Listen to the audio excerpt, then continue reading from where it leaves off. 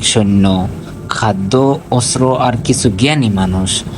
তাদের মধ্যে ছিলেন এক নিঃশব্দ, দুনিয়ার মোহহীন, আল্লাহ ভক্ত মানুষ, হযরত খিজির আলাইহিস সালাম। তিনি ছিলেন খুবই শান্ত স্বভাবের, বেশি কথা বলতেন না, সবসময় আল্লাহর ধ্যানে মগ্ন থাকতেন। অনেকে বলেন তিনি তখনই একজন নবী ছিলেন, কেউ বলেন বড় অলি ছিলেন।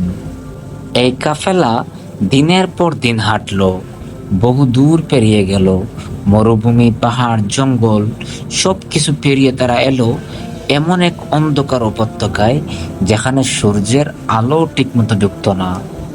শোনা যায় সেই জায়গার মধ্যে কোথাও ছিল আবে হায়াতের ঝর্ণা, কিন্তু সেটি খুঁজে পাওয়া ছিল খুব কঠিন।